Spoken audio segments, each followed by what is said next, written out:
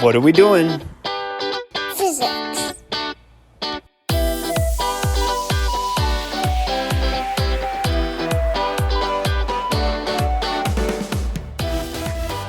Okay, so in this problem we're going to take a rocket, and this rocket is going to start at rest on the surface of the Earth. Where this rocket is actually located, whether it's the Earth or Mars or the Moon, whatever, that's actually going to wind up being important in our calculations. Because what we're going to do in this problem is we're going to allow this rocket to accelerate upward over a certain displacement. Now the rocket's going to accelerate upward because there's a force by the engine, or by the rocket engine itself, and that force is going to be 2,500 newtons. And we're going to allow this rocket to accelerate upward a grand total of 1,000 meters. Now, what we're looking for in this problem is the velocity of the rocket once it's traveled upward 1,000 meters. So we're actually looking for the final velocity. Now what we do need to know about the rocket before we're able to do this is the mass of the rocket itself. So let's go through and say that the mass of the rocket is 10,000 kilograms.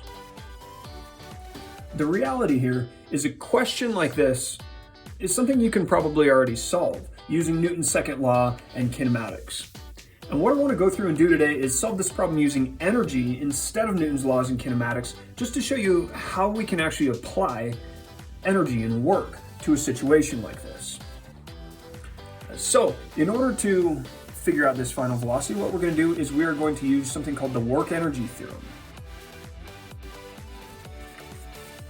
Now, if you've never seen this before, feel free to check out my work-energy theorem video. It kind of goes through where this equation comes from and what each of these variables means.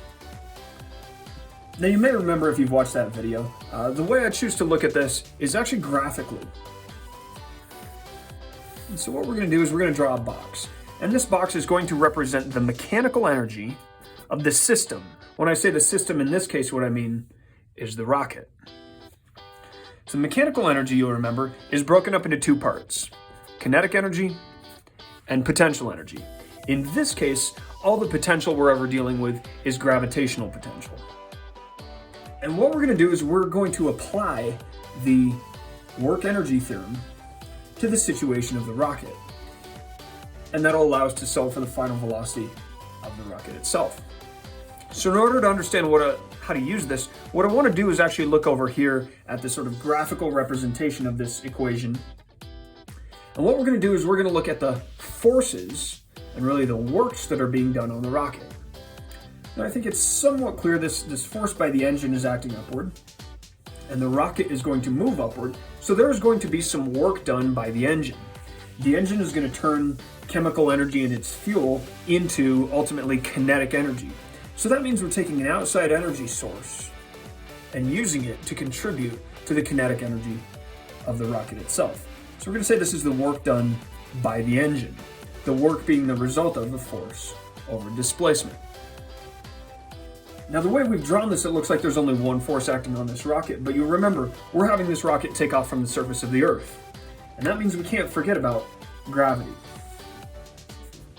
The force by gravity is acting downward on this rocket, and we know the force by gravity is the mass times the acceleration due to gravity. So that means the force by gravity is 98,000 newtons. Now as the rocket travels upward 1,000 meters, gravity is going to be acting downward. That means there's going to be negative work done by gravity. Ultimately, what gravity is doing in this problem is not removing energy from the rocket, but it's turning kinetic energy into potential energy. You'll remember, anytime something gains height, it ultimately gains potential energy. And so what's happening in this problem is we're getting work done by gravity. And it is worth pointing out, that's going to be negative work done.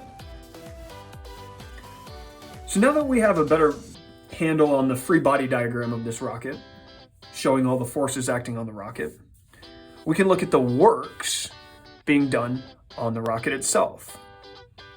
Now that we know the works that are being done on the rocket, we can start filling out this form, really. It's the work-energy theorem, but we treat it like a form. We're just filling it out. This compartmentalizes all of our thoughts for us, so it makes it kind of nice and convenient to use, especially in complicated problems. So we're going to work through each of these variables one at a time. Let's start with the initial kinetic energy. The initial kinetic energy of the rocket, that's pretty easy to work out. We've got 1/2 times the mass, that's 10,000, times the initial velocity, that's 0, squared.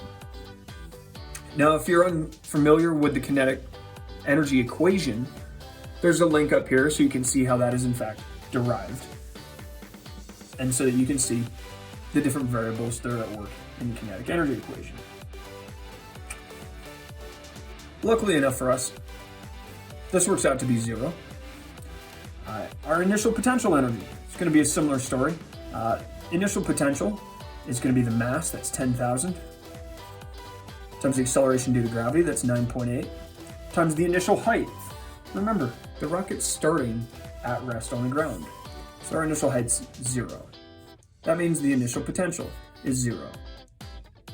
And again, if you're unfamiliar with where potential energy, or really gravitational potential energy, comes from, click up here. There's a link to my video on gravitational potential energy.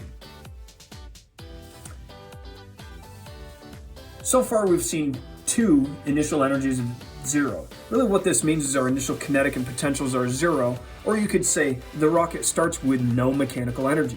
It starts on the ground, so it has no potential, and it starts at rest, so it has no kinetic energy. But we know this engine is going to do work on the rocket.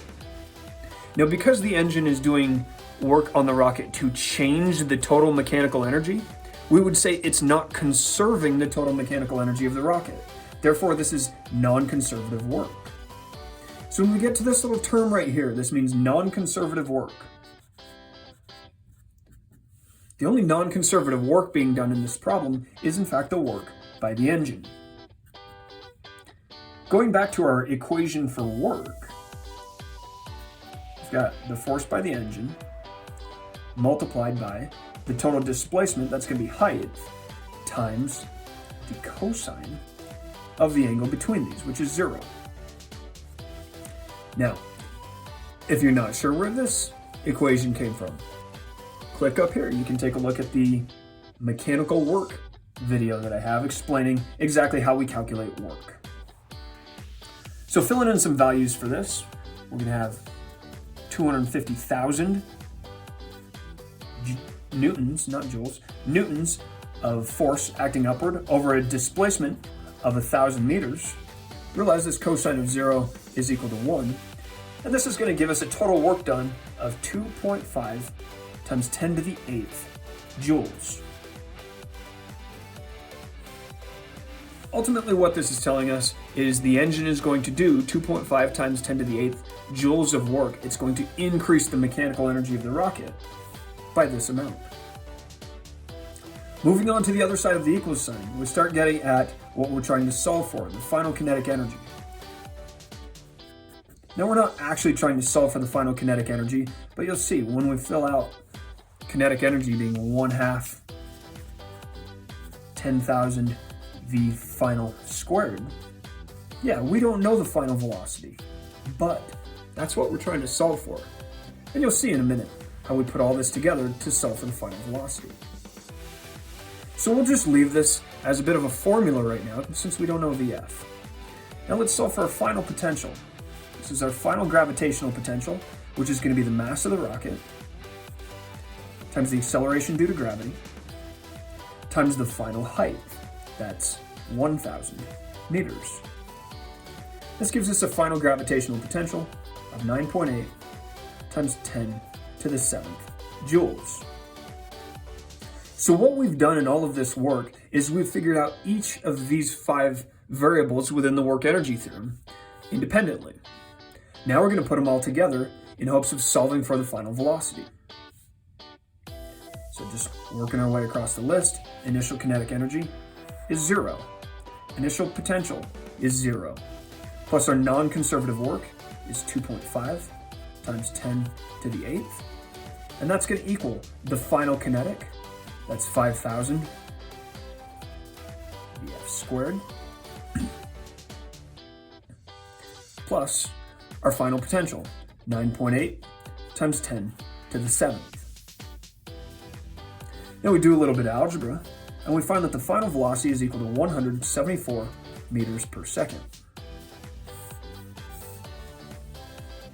So what we've done in this problem is we've solved for the final velocity of this rocket, which started at rest and accelerated upward. And this is something we could have done with Newton's second law as well as the kinematic equations. But instead what we've done in this problem is use the work-energy theorem and applied it to the rocket. This has resulted in the same answer we would have got had we used Newton's second law and the kinematic equations, but it's just a different way of doing the problem.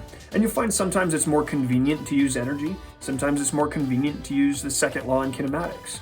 But this is just another way to do problems. And so on that note, that's all for now.